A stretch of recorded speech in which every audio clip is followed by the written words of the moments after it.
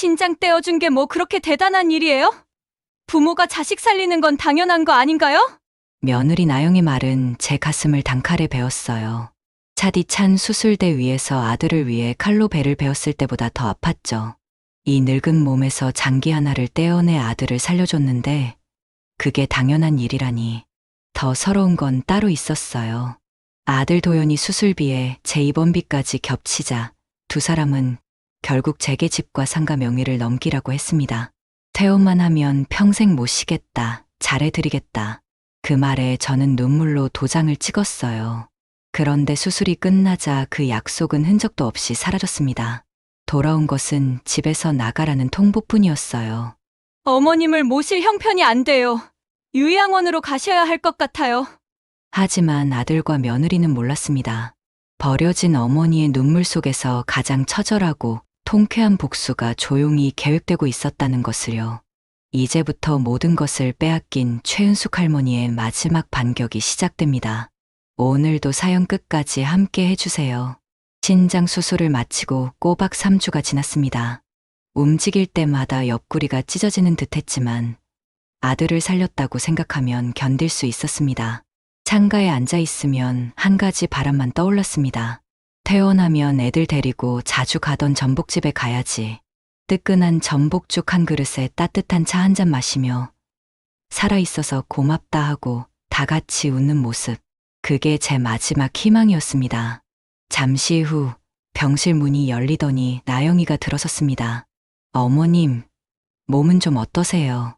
말은 그렇게 했지만 목소리는 얼음장처럼 차가웠습니다. 아이고, 나영아, 덕분에 많이 좋아졌다. 도연이는 좀 어떠니? 저는 반가워 손을 내밀었지만 나영은 그 손을 스치듯 지나쳐 옆 의자에 앉았습니다. 아직 회복 중이에요. 검사도 받아야 하고 곧 괜찮아질 겁니다. 저는 안도하며 말했습니다. 정말 다행이다. 나도 곧 퇴원할 수 있대. 같이 나가서 전복죽이라도 먹자꾸나. 내가 얼른. 제 말은 거기서 잘렸습니다. 어머님, 사실 오늘은 집 문제 때문에 왔습니다. 집. 우리 집이 왜? 나영은 잠시 입꼬리를 올리더니 서류 봉투를 꺼내 탁자 위에 올려놨습니다. 우리 집이 아니죠. 이제 그 집 소유주는 도연 씨로 바뀌었습니다. 저는 얼떨떨해 봉투를 열었습니다. 등기부등본, 선명히 박힌 최도연. 제 이름은 어디에도 없었습니다. 뭐라고? 이게 무슨 소리냐? 우리 집이 다 같이 사는 집이지. 내 집이 따로 어디 있니? 하지만 나영은 단호했습니다. 법적으로 확실히 도연 씨 이름으로 넘어갔습니다. 그러니 어머님도 이제 정리하셔야죠. 순간 눈앞이 아득해지고 온몸이 차갑게 굳어버렸습니다. 그래서 내가 하고 싶은 말이 뭐냐? 이제 어머니랑 따로 살려고요. 솔직히 어머님을 모실 형편이 안 돼요. 뭐라고? 내 집에서 나를 나가라고? 저는 믿을 수가 없었습니다. 평생 바쳐 일군 집에서 며느리에게 이런 소리를 듣다니. 이해해 주세요. 도연 씨 병원비도 그렇고 저희 앞날도 생각해야죠. 어머님 계시면 여러모로 힘듭니다. 저는 마지막 희망을 걸고 물었습니다. 도연이는? 우리 아들은 너랑 같은 생각이니? 나영은 시선을 피한 채 의자를 밀쳐 일어나며 말했습니다. 지금 도연 씨는 자기 몸 하나 추스르기도 벅찹니다. 이런 문제는 제가 다 알아서 합니다. 퇴원하시고 나면 어머님 계실 곳은 알아서 알아보세요. 저는 침대에서 몸을 일으켜 나영의 팔을 붙잡았습니다. 나영아, 제발 내가 신장 떼어준 네 몸으로 당장 어디를 가라는 거냐. 나영은 제 손을 뿌리치며 차갑게 잘라 말했습니다. 그건 생색낼 일이 아니잖아요.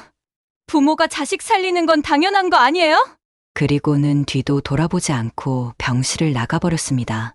텅 빈 병실엔 제 흐느낌만 남았습니다.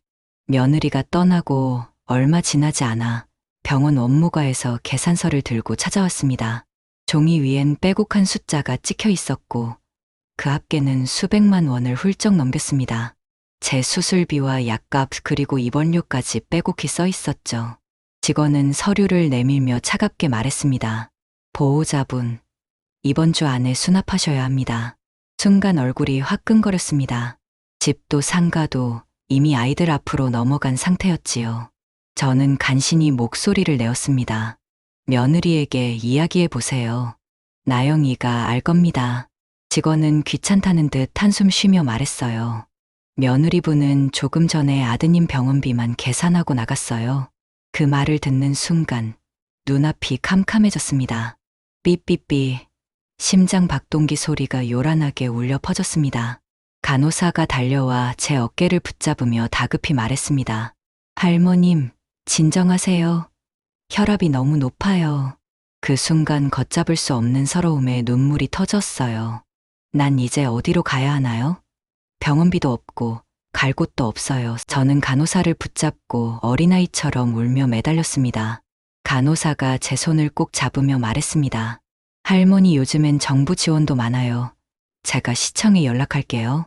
1시간 뒤 병실 문이 열리고 다급하게 낯선 여자가 들어왔습니다. 명찰에는 사회복지사 정화라 적혀 있었습니다. 그녀는 제 손을 잡으며 차분히 말했습니다. 걱정 마세요. 제가 어머님을 도와드리겠습니다. 그 순간만큼은 정말 하늘에서 내려온 천사 같았습니다. 저는 방금 일어난 일들을 정화 씨에게 흐느끼며 다 털어놓았습니다. 자초지종을 들은 정화 씨는 그런 며느리가 있냐며 한숨을 쉬고 며느리에게 전화를 걸었죠. 전화를 받은 며느리 목소리는 짜증으로 가득 차 있었습니다. 여보세요? 저희 병원비는 다 계산했다니깐요. 그 말을 들은 정화 씨가 목소리를 높였습니다. 아니, 아들 살리겠다고 신장까지 떼어준 분한테 병원비는 고사하고 집까지 나가라는 게 말이 되나요? 그 순간 툭 며느리가 전화를 끊어버렸습니다. 뭐 세상에 이런 경우가 어디 있어 탄식하는 정화 씨의 목소리가 나지막이 들렸습니다. 그날 오후 병원 회의실에선 무거운 침묵만이 흘렀습니다. 그 침묵을 먼저 깬 건 병원 원무과장이었어요. 원무과장이 두꺼운 서류를 툭 던지며 말했습니다. 최은숙 할머니, 내일 퇴원 조치합니다. 그의 싸늘한 말에 정화 씨가 벌떡 일어섰어요. 과장님, 그건 안 됩니다. 원무과장은 차가운 눈빛으로 정화 씨를 노려봤어요. 안 된다니요? 병원비 미납의 보호자마저 책임을 지지 않는데 언제까지 여기 계실 건가요? 정화 씨는 목소리를 떨며 말했어요. 그래도 갈 곳이 없으신데요. 최소한 임시 거처라도 마련해 드려야죠. 그건 복지사님이 알아서 하실 일이죠. 원무과장은 서류를 정리하며 냉정하게 말했어요. 저희는 의료기관이지 요양시설이 아닙니다. 그 말에 제 가슴이 철렁 내려앉았어요. 결국 저는 짐짝 취급을 받는 신세가 되었구나. 아무도 원하지 않는 그저 골칫거리일 뿐인 정화 씨가 마지막으로 애원하듯 말했어요. 며칠만 더 시간을 주세요. 제가 방법을 찾아보겠습니다. 하지만 원무과장의 표정은 변하지 않았어요. 내일 오전 10시까지 퇴원 준비 완료하세요. 정화 씨는 낯빛을 굳히며 목소리를 높였습니다. 그럼 가족들도 다 나 몰라라 하는데 병원까지 그러면 어르신은 어쩌란 말입니까? 잠시 정적이 흘렀고 원무과장이 싸늘한 얼굴로 말했습니다. 그럼 정화 씨가 직접 정화 씨 집으로 모셔가면 되겠네요. 그 한마디가 방 안 공기를 단숨에 얼려버렸습니다. 그 순간 제 귀에는 아무 소리도 들어오지 않았습니다. 가슴이 죄어오며 숨이 턱 막혔습니다. 결국 다음날 아침 퇴원 결정이 내려졌습니다. 정화 씨가 제 손을 붙잡으며 말했습니다. 죄송합니다, 어머님. 제가 더 힘이 없네요. 시에서 운영하는 요양원에 당분간 계셔야겠어요. 죄송합니다라는 정희 씨의 목소리에 저는 고개를 떨군 채 아무 대답도 하지 못했습니다. 그 손길이 마지막 버팀목 같았지만 그마저도 이 싸움에서 져버린 셈이었습니다. 그날 오후 저는 휠체어에 실린 채 구급차로 옮겨졌습니다. 창밖으로 스쳐 지나가는 건물과 가로수들이 흐릿하게 흔들렸습니다. 마치 제 인생에서 하나씩 떨어져 나가는 것 같았습니다. 멀어져가는 창밖에 대학교 병원 간판이 보였습니다. 아들을 살려낸 병원이었지만 동시에 저를 버린 병원이기도 했습니다. 구급차 문이 열리자 싸늘한 바람이 얼굴을 스쳤습니다. 도착한 곳은 시 외곽에 있는 노인 요양원이었습니다. 낡은 2층 건물, 벽에는 오래된 곰팡이 자국이 검게 퍼져 있었습니다. 안으로 들어서니 소독약 냄새와 눅눅한 곰팡내가 뒤섞여 코를 찔렀습니다. 직원은 무심히 서류만 확인하고는 제 이름표를 목에 걸어주었습니다. 어르신, 저 방으로 들어가세요. 목소리엔 따뜻함이라곤 없었습니다. 제가 배정받은 방은 좁고 어두웠습니다. 창문은 작아 햇빛조차 제대로 들지 않았습니다. 침대 위엔 힘없이 누워있는 노인들이 몇 분 계셨습니다. 눈동자는 흐리멍덩했고 숨결조차 희미했습니다. 그 얼굴들을 보자 마치 죽음을 기다리는 그림자 속에 들어온 것 같았습니다. 첫 끼니는 흰죽 한 그릇이었습니다. 숟가락을 들어 올리자 비릿한 냄새가 코끝을 찔렀습니다. 몇 숟가락을 억지로 삼켰지만 속이 뒤틀려 내려가지 않았습니다. 옆자리 노인은 그 죽조차 반쯤 흘리며 삼키다 말았습니다. 저는 그 모습을 보며 여기 오래 있으면 나도 저렇게 되겠구나 하는 생각이 들었습니다. 며칠은 버텼습니다. 하지만 매일 같은 죽, 매일 같은 무표정한 얼굴들, 그리고 직원들의 차갑고 비참해하는 태도는 제 마음을 점점 갉아먹었습니다. 밤이면 방 안에 울음소리와 신음소리가 뒤섞여 들려왔습니다. 어느 날 새벽 옆 침대의 노인이 조용히 숨을 거두었습니다. 직원들이 와서 시트를 씌워 데리고 나갔지만 그들의 얼굴에는 아무런 감정이 없었습니다. 마치 물건을 치우듯 무심했습니다. 그 장면을 보고 있자니 숨이 막혀왔습니다. 여긴 내가 있을 곳이 아니다. 여기 있으면 나까지 죽는다. 가슴 속에서 날선 결심이 일어났습니다. 다음 날 아침, 저는 작은 보따리를 챙겼습니다. 헌 가방에 싸맨 옷까지 몇 벌뿐이었습니다. 직원들이 분주하게 오가는 틈을 타 조용히 문을 나섰습니다. 차가운 바람이 얼굴을 때렸습니다. 멀리 국도 위로 차들이 오가고 어디선가 개 짖는 소리가 들려왔습니다. 저는 떨리는 다리로 그 길을 향해 걸어 나갔습니다. 여긴 내가 있을 데가 아니다. 살려면 나가야 한다. 스스로에게 그렇게 중얼거리며 요양원을 뒤로 한 채 무작정 걸음을 옮겼습니다.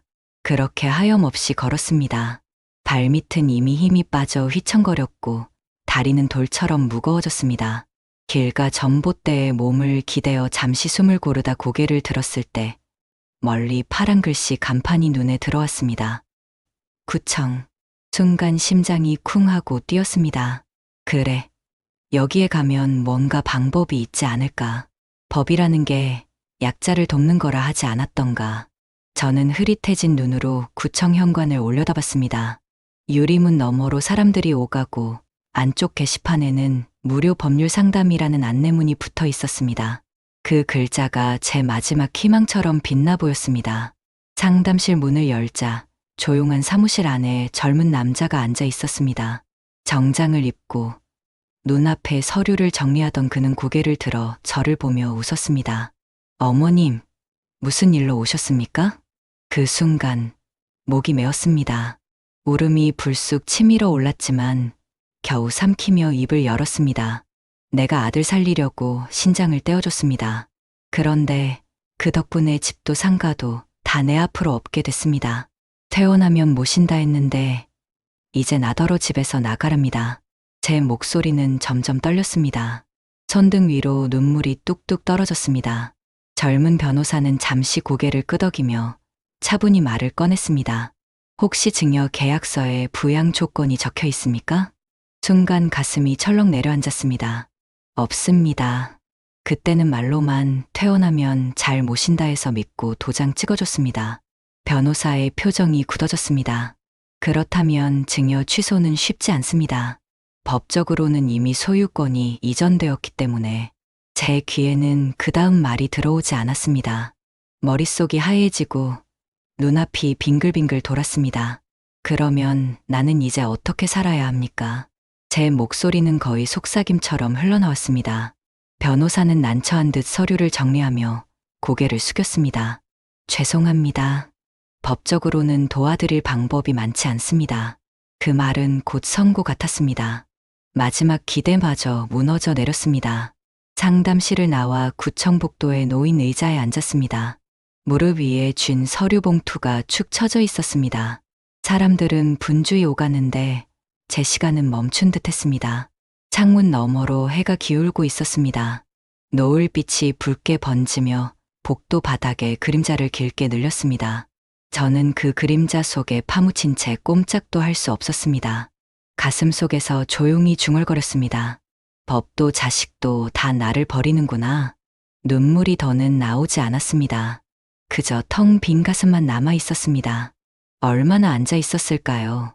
복도 불빛이 하나둘 꺼지고 청소부가 밀대를 밀며 다가왔습니다. 그때 직원이 다가와 조심스럽게 말했습니다. 어머님, 이제 문 닫을 시간이 됐습니다. 나가 주셔야겠어요. 순간 또다시 쫓겨나는 기분이었습니다. 저는 무거운 몸을 일으켜 밖으로 나왔습니다. 구청 문이 닫히는 소리가 등 뒤에서 쾅 울렸습니다. 거리는 이미 어둑어둑했습니다. 가로등 불빛이 도로 위를 희미하게 비추고 차들이 바삐 오갔습니다. 찬바람이 불어와 옷깃을 여몄지만 마음속은 더 싸늘했습니다. 어디로 가야 하지? 집도 없고 법도 나를 돕지 않는구나. 저는 정처 없이 걸었습니다. 발길이 이끄는 대로 무의식처럼 발걸음은 예전 제가 운영하던 상가 근처로 향했습니다. 상가 앞에 도착했을 때 눈물이 왈칵 쏟아질 뻔했습니다. 한때 제가 가게 문을 열고 손님들을 맞던 자리, 저녁이면 불빛이 환하게 켜지고 사람들의 웃음소리가 들리던 곳이었는데 이제는 다른 간판이 걸려 있고 제 흔적은 어디에도 없었습니다. 그 순간 익숙한 목소리가 들려왔습니다.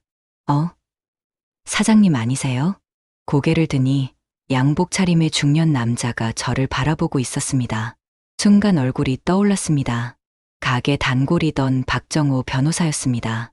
예전엔 늘 퇴근길에 들러 따뜻한 국밥 한 그릇을 드시곤 했던 분이었지요. 정호 씨, 제 목소리는 떨렸습니다.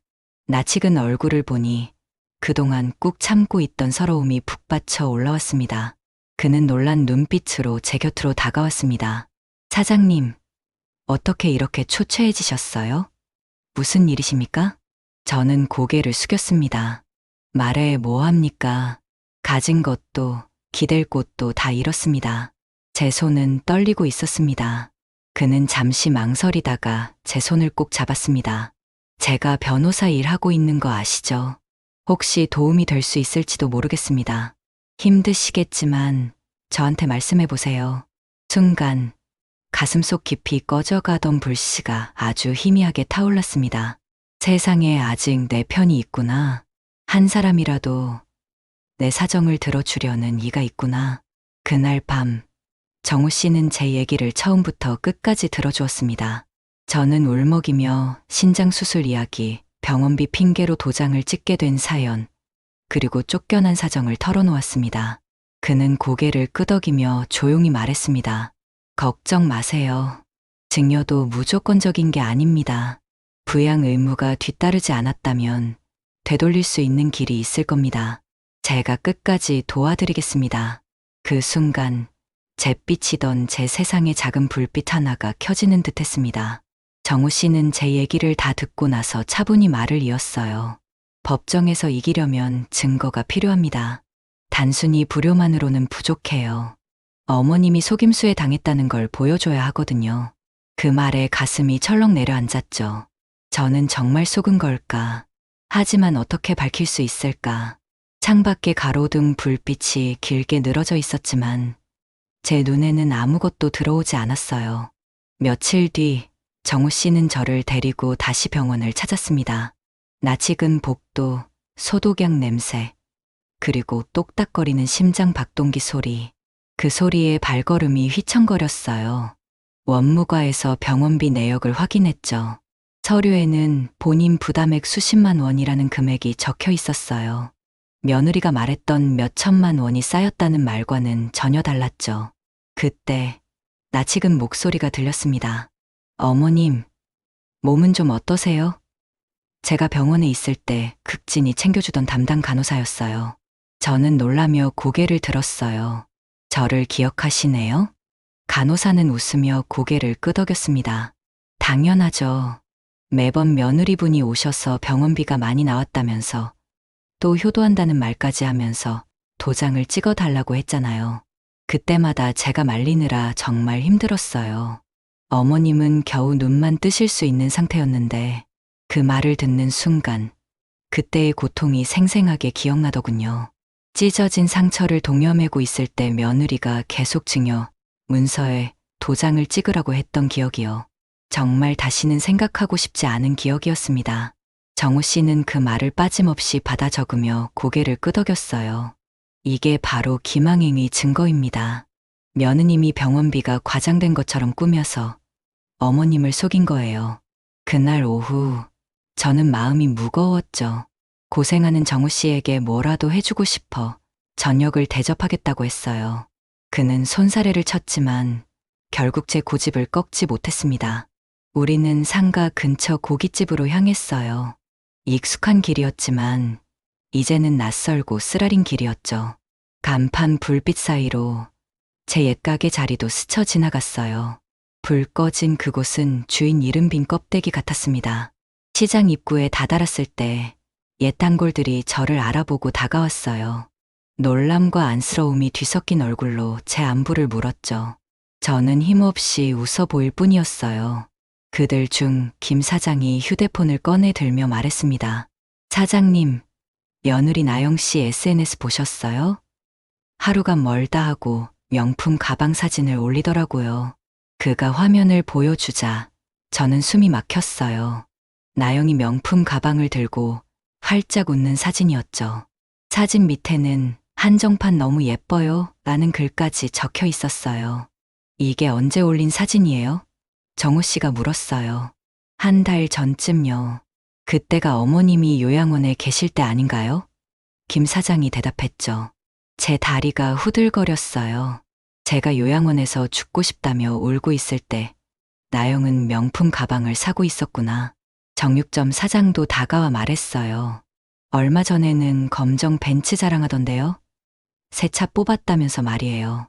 그가 휴대폰을 꺼내 보여준 사진에는 나영이 새 차 열쇠를 들고 찍은 셀카가 있었어요. 반짝이는 벤츠 로고가 선명했죠. 병원비 때문에 집을 내놓는다던 사람이 새 차를 샀다고요? 정우 씨가 놀란 듯 물었어요. 그렇죠. 그것도 1억 원짜리 차를 말이에요. 저는 그 순간 가슴이 무너져 내렸어요.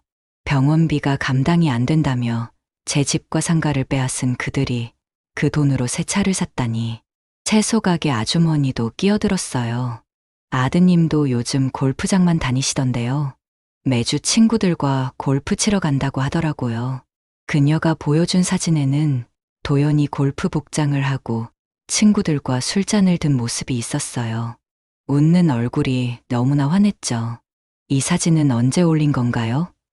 저는 떨리는 목소리로 물었어요. 보름 전쯤요. 골프장에서 어머니 덕분에 마음 편히 운동한다고 적어놨더라고요. 저는 그 사진들을 보며 온몸이 떨렸어요. 제가 차디찬 요양원 침대에서 죽고 싶다며 울고 있을 때 이것들은 제 돈으로 사치를 부리고 있었죠. 저도 모르게 주먹에 힘이 꽉 들어갔습니다. 정우 씨가 모든 사진을 캡처하며 말했어요. 이제 확실한 증거가 생겼어요. 병원비 때문에 재산을 달라고 했으면서 실제로는 사치를 위해 쓴 거죠. 순간 지금까지 뭘 위해 산 거지? 라는 생각이 들며 다리에 힘이 풀려 주저앉았어요. 사장님, 괜찮으세요? 김 사장이 제 팔을 붙잡았어요. 그 순간 정우 씨의 목소리가 어둑한 저녁 공기 속에 또렷하게 울렸어요. 보셨죠? 병원비 때문에 재산을 내놓으라는 말은 거짓이었어요. 이건 명백한 기망행위입니다. 저는 이빨을 악물며 속으로 중얼거렸어요. 그래, 내가 속았구나. 내 몸을 갈라 신장까지 떼어줬는데 그걸 핑계로 내 집마저 빼앗았구나. 이제는 끝까지 가야지. 그날 밤 창문 밖으로 달빛이 스며들었어요. 저는 오랜만에 숨을 깊게 들이켰죠. 두려움 대신 차갑고 단단한 결심이 제 안에 깃드는 것을 느꼈어요. 더는 무너져 내리지 않으리라. 제 억울함을 밝히고 제 것을 되찾으리라. 그 순간은 그닥 오래 걸리지 않았어요. 정우 씨가 서둘러 줬거든요. 얼마 뒤 서울중앙지방법원 민사법정.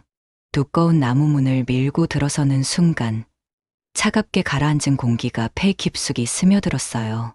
법정 특유의 묘한 긴장감, 대리석 바닥에 울려 퍼지는 구두 소리, 낯선 이들의 시선.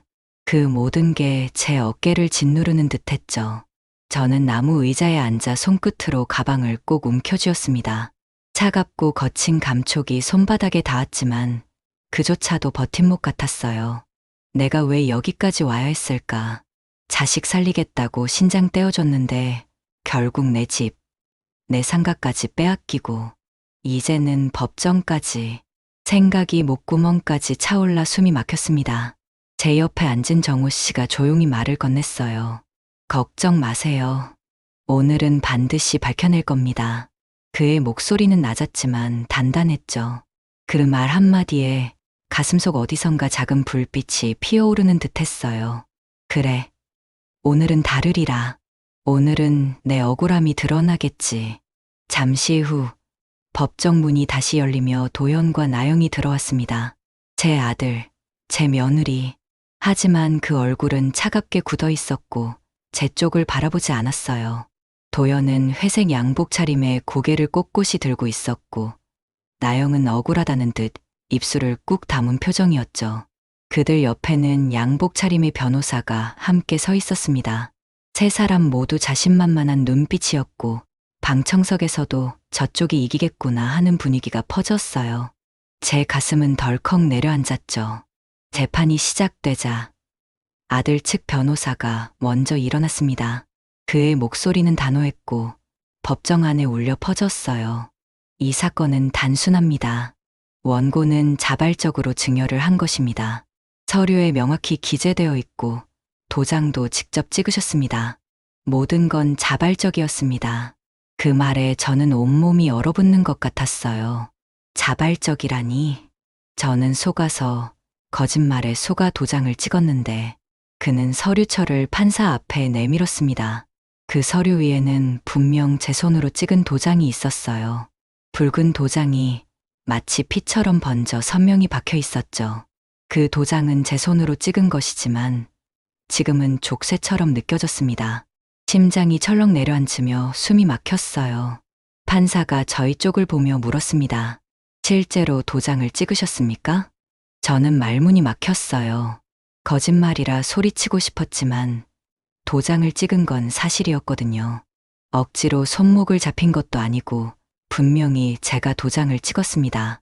다만 거짓말에 속아 그렇게 했을 뿐이었지요. 입술이 바짝 말라붙었어요. 결국 저는 고개를 떨군 채 작은 목소리로 중얼거렸습니다. 네. 그 짧은 대답이 제 인생 전체를 무너뜨리는 소리처럼 울려 퍼졌어요. 눈앞이 캄캄해지고 귓가에서는 심장 박동 소리만 크게 들려왔죠. 여기서 끝나는 걸까? 나는 또 지는 걸까? 나영이 고개를 끄덕이며 말을 보탰습니다. 어머님이 우리 사정을 딱하게 여기시고 먼저 집과 상가를 넘겨주신 겁니다. 저희는 억지로 요구한 적이 없어요. 그 말에 제 목덜미가 서늘해졌어요. 먼저 넘겨줬다니. 병원 침대에서 온몸이 아파 신음하는데 계산서를 들고 와서 감당이 안 된다며 도장을 재촉하던 게 나영이었는데 도연까지 고개를 돌려 판사에게 말했습니다. 어머니가 저희를 사랑해서 그냥 주신 거지 절대 강요하거나 먼저 달라고 하지 않았어요. 사랑이라니. 제 가슴 한편이 무너져 내리는 듯했어요. 제가 수술 후 회복실에서 깨어났을 때 온몸이 불덩이처럼 타오르는 고통 속에서도 아들이 살았다는 소식에 눈물을 흘렸던 그 마음을, 수술 자국이 아물기도 전에 병원비가 감당이 안 된다며 도장을 재촉하던 그들에게 어떻게 사랑이라고 말할 수 있을까요?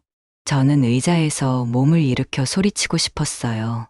하지만 목소리는 나오지 않았고 다리는 후들거렸죠. 나영은 더욱 당당하게 목소리를 높였습니다. 어머님은 늘 말씀하셨어요. 내 집은 결국 너희 거다. 내가 죽으면 다 너희한테 갈 텐데 미리 넘겨줄게 하셨다고요.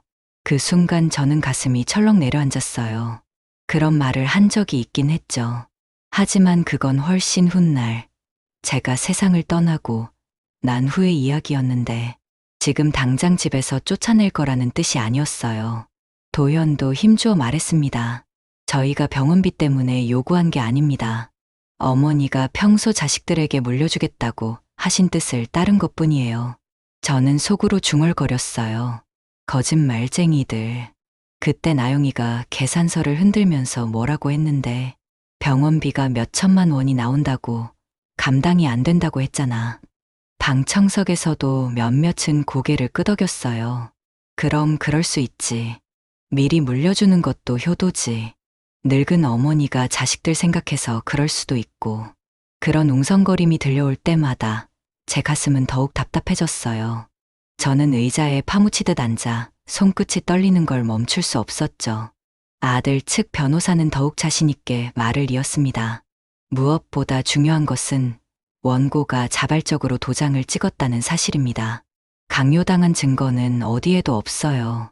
단순히 후회한다고 해서 법적 효력을 뒤집을 수는 없습니다. 그 말에 방청석이 술렁였어요. 저는 머리가 핑 돌면서 온몸의 기운이 빠지는 걸 느꼈죠. 또 지는 건가? 그때 제 옆에 있던 정우 씨가 자리에서 일어났습니다. 재판장님, 그 도장은 거짓말에 속아 찍은 것이었습니다. 며느리가 병원비가 감당이 안 된다고 거짓말을 했어요. 그는 두 장의 서류를 꺼내 판사에게 내밀었어요. 첫 번째는 병원에서 받은 전체 의료비 청구서입니다. 수백만 원이 맞아요. 하지만 두 번째 서류를 보세요. 보험 처리와 정부 지원금을 제외한 실제 본인 부담액은 고작 70만 원에 불과했습니다. 분명 서류에는 본인 부담액 70만 원이라는 문장이 선명히 찍혀 있었죠. 제 눈이 그 글자에 꽂히자 수술 직후 회복하던 그날들이 떠올랐어요. 온몸이 찢어지는 듯한 아픔에 신음하고 있을 때 나영이 계산서를 흔들며 말했었지요. 이대로 가다간 병원비가 산더미처럼 쌓여요. 어머님 앞으로는 감당이 안 돼요. 명의만 잠깐 바꿔주세요. 저는 그 말을 믿고 도장을 찍었어요. 그게 제 잘못이었죠. 하지만 지금 서류를 보니 그 말이 모두 거짓이었음이 선명히 드러나 있었어요. 하지만 아들 부부는 곧 비웃음을 지으며 맞섰어요. 나영은 입꼬리를 올리며 말했죠. 그건 병원비 때문이 아니라 원래 증여를 해주기로 한 거예요. 어머님이 늘 자식에게 남겨주겠다고 하셨으니까요. 도현도 고개를 끄덕였어요. 병원비는 구실일 뿐입니다. 어머니는 늘 내 집은 결국 너희 거다라고 말씀해 오셨거든요. 그들의 목소리는 다시 확신에 차 있었고 방청석도 흔들렸어요. 저는 또다시 숨이 막혀왔죠. 또 무너지는구나. 이제 끝인가. 그 순간 정우 씨가 흔들림 없는 목소리로 말했습니다. 재판장님, 증인을 신청합니다. 잠시 후 법정 문이 열리고 간호사가 들어왔어요. 수술 직후 제 곁을 지켜주던 바로 그 간호사였죠. 그 얼굴을 보는 순간 병원 복도의 하얀 불빛과 소독약 냄새가 다시 코끝을 스쳤어요. 제 손이 떨려와 무릎 위에서 주먹을 꽉 쥐었죠. 간호사는 차분히 증언대에 서서 말했습니다. 수술 직후 원고는 겨우 눈만 뜨실 수 있는 상태였어요. 거동도 힘들었고 정신도 온전치 못했죠. 그 증언을 들으니 그때가 떠올랐어요. 마취에서 깨어났을 때의 그 끔찍한 고통. 옆구리가 칼로 도려내는 듯 아팠고 숨을 쉴 때마다 가슴이 찢어지는 것 같았죠. 진통제를 맞아도 견디기 힘들 정도였어요. 간호사는 말을 이었어요. 그런데 며느리분은 수술 다음 날부터 매번 찾아와 병원비가 많이 나온다며 도장을 찍으라고 요구했어요. 저는 안정이 필요하다고 여러 번 말씀드렸죠. 그때 나영의 모습이 선명히 떠올랐어요. 제가 배를 움켜쥐고 신음하고 있는데도 계산서를 침대 앞에 펼쳐놓고 말했죠. 어머님, 이거 보세요. 벌써 이만큼 나왔어요. 이대로 가다가 몇 천만 원이 될 거라고요. 저는 그때 너무 아파서 제대로 계산할 수도 없었어요. 다만 아들이 살았다는 안도감과 병원비 걱정에 정신이 없었죠. 간호사가 목소리를 높였어요. 하지만 며느리분은 아랑곳하지 않았어요. 때로는 언성을 높이며 행패를 부리기까지 했죠. 제가 환자분 안정이 필요하다고 말씀드렸지만 며느리분은 이런 일로 병원에서 뭐라 하느냐 하며 큰 소리를 지르기도 했어요. 그 증언이 울려 퍼지는 순간 제 눈가에 눈물이 차올랐어요. 그래, 이제야 진실이 드러나는구나. 제가 속았다는 걸 모두가 알게 되는구나. 방청석에서는 작은 탄식이 터져 나왔어요. 에이, 그럼 환자를 괴롭힌 거잖아. 수술 직후에 그런 짓을 하다니. 판사도 심각한 표정으로 고개를 끄덕였어요. 속임수를 통한 서명 정황이 뚜렷하네요. 아들 부부의 얼굴이 굳어졌어요. 나영은 입술을 깨물며 시선을 피했고 도연은 땀방울을 훔쳤죠. 그들의 여유는 점점 무너지고 있었어요. 그러자 정우 씨가 다시 목소리를 높였어요. 이 증언만으로도 충분하지만 더 있습니다. 원고가 속았다는 걸 뒷받침할 증거와 증언이 있어요. 법정 문이 열리며 시장의 옛 단골들이 들어섰어요. 그들이 증언대에 서는 순간 저는 가슴이 덜컥 내려앉았죠. 제 손으로 반죽하고 국을 끓여 내던 그 시절. 제 가게에 드나들던 얼굴들이었거든요. 첫 번째 증인이 말했어요. 며느리 나영 씨, 하루가 멀다 하고 명품 가방 사진을 SNS에 올렸습니다. 그는 휴대폰을 꺼내 화면을 보여주며 말을 이었죠. 이 사진 보세요. 수백만 원짜리 명품 가방을 들고 찍은 셀카예요. 병원비가 없다고 하던 사람이 이런 사치를 했다는 게 말이 되나요? 또 다른 증인도 손을 들며 말했어요. 벤츠 뽑았다며 자랑했습니다. 1억이 넘는다고 했어요. 저는 그 말을 들으며 온몸이 부르르 떨렸어요. 병원비가 감당이 안 된다며 제 집과 상가까지 빼앗아 간 그들이 뒤에서는 이런 호화로운 생활을 하고 있었다니. 제가 요양원에서 하루하루 죽음을 기다리며 지내고 있을 때 그들은 제 재산으로 그런 호화로운 생활을 하고 있었구나. 마지막 증인은 더욱 구체적으로 말했어요. 며느리가 명품 매장에서 쇼핑하는 걸 여러 번 봤어요. 한 번은 수백만 원짜리 시계를 사더군요.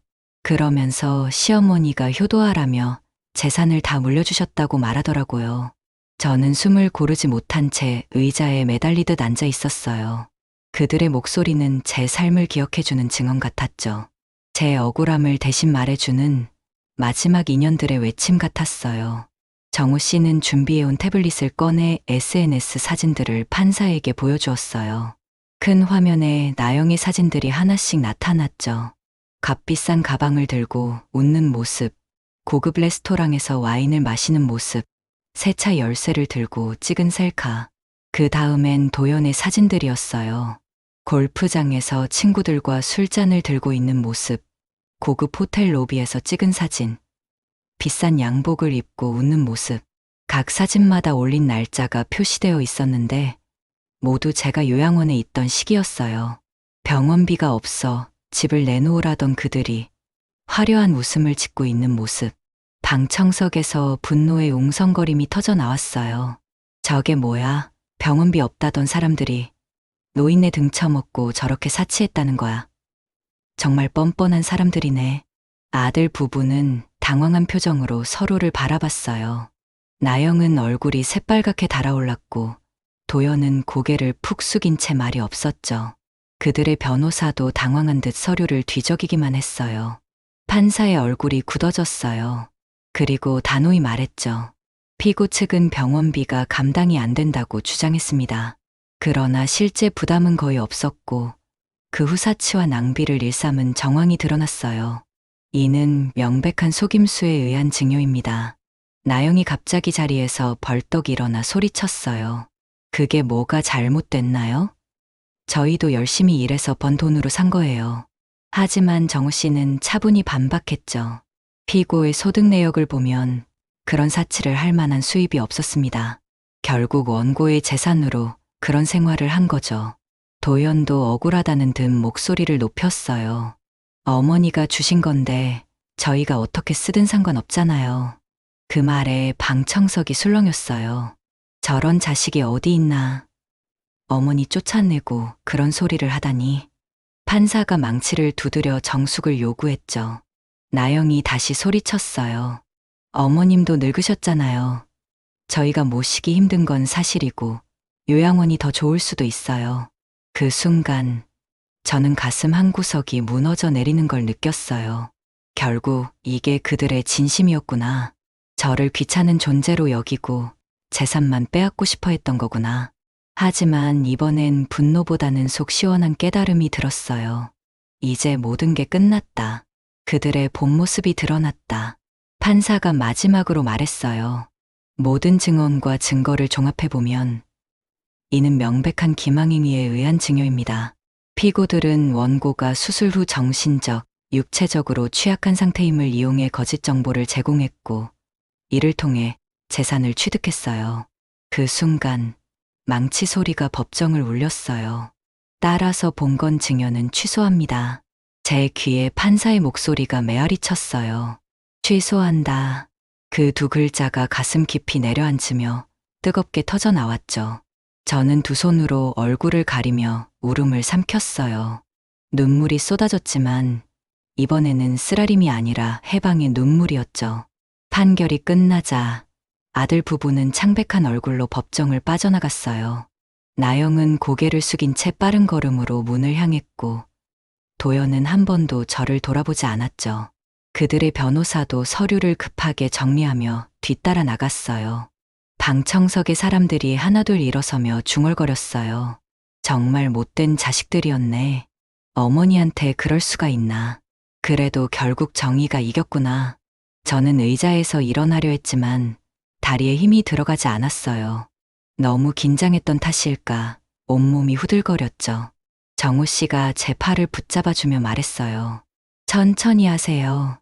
이제 다 끝났어요. 그의 목소리에는 안도감이 섞여 있었어요. 저 역시 가슴속 깊이 메어있던 매듭이 풀리는 듯했죠. 시장 단골들이 다가와 제 손을 잡았어요. 사장님, 정말 다행이에요. 이제 마음 놓으시겠어요. 저희가 증언할 수 있어서 다행이었어요. 그들의 따뜻한 말 한마디 한마디가 가슴에 스며들었어요. 세상에는 아직도 저를 기억하고 도와주려는 사람들이 있구나. 그 생각에 또다시 눈물이 주르르 흘러내렸죠. 고맙습니다. 정말 고마워요. 제 목소리는 떨리고 있었지만 이번에는 기쁨의 떨림이었어요. 법정을 나와 복도를 걷는데 저 멀리서 도연이 혼자 서 있는 게 보였어요. 나영은 보이지 않았고 도연만 창가에 기대어 고개를 숙이고 있었죠. 정우 씨가 물었어요. 어머님, 괜찮으시겠어요? 저는 잠시 망설이다가 고개를 끄덕였어요. 괜찮아요. 마지막으로 할 말이 있어요. 저는 천천히 도연에게 다가갔어요.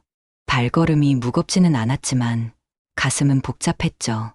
내 아들, 내가 목숨 걸고 살려낸 아들. 하지만 이제는 남처럼 느껴지는 아들. 도연이 제 발소리를 듣고 고개를 들었어요. 그의 눈가는 붉어져 있었고 얼굴은 초췌해 보였죠. 어머니, 그가 작은 목소리로 말을 꺼냈어요. 저는 그를 바라보며 차분히 말했어요.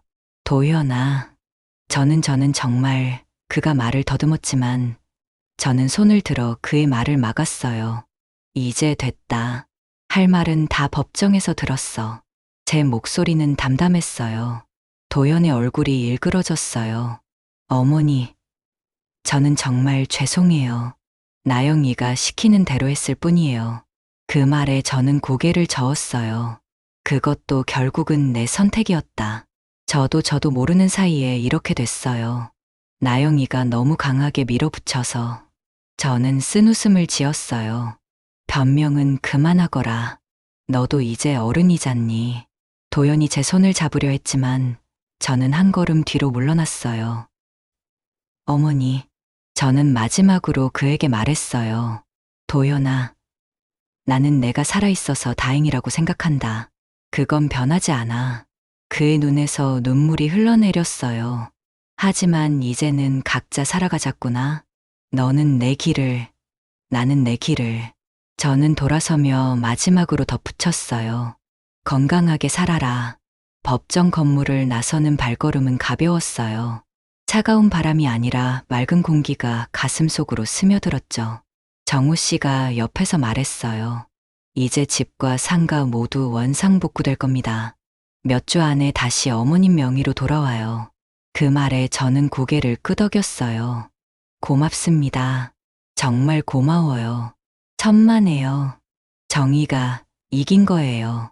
저는 하늘을 올려다봤어요. 구름 사이로 햇살이 스며들고 있었죠. 그 햇살은 마치 저에게 다시 살아가라. 이제는 자유롭다고 말해주는 듯 했어요. 거리를 걸으며 저는 속으로 조용히 중얼거렸어요. 돈으로 얻은 효도는 오래가지 않았다. 거짓으로 쌓은 인연은 결국 무너졌다. 하지만 진심으로 맺은 인연은 끝까지 남는다.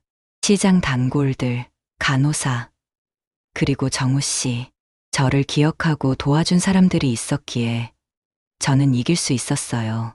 법정에서 나오는 길에 스쳐 지나간 도연의 모습이 떠올랐어요.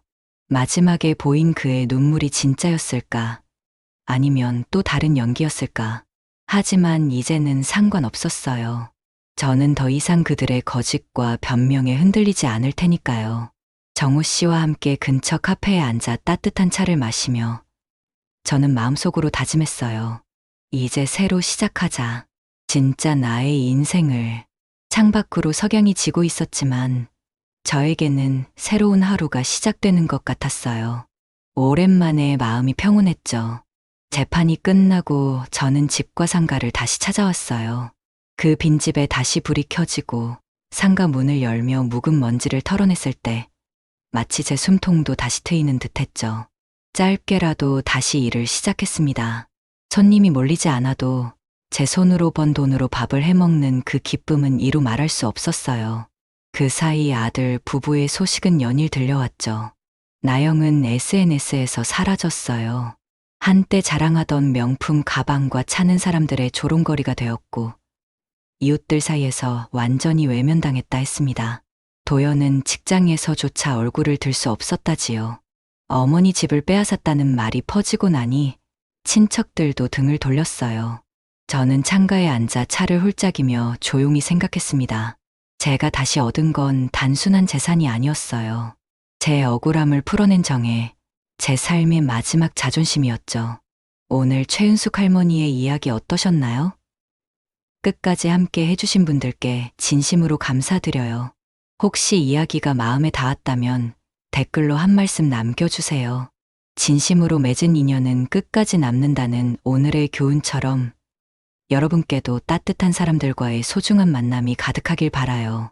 구독과 좋아요는 더 많은 분들에게 이런 따뜻한 이야기를 전할 수 있는 힘이 됩니다. 다음에도 마음을 울리는 진짜 이야기로 찾아뵐게요. 오늘 하루도 고생 많으셨어요. 편안한 저녁 되세요.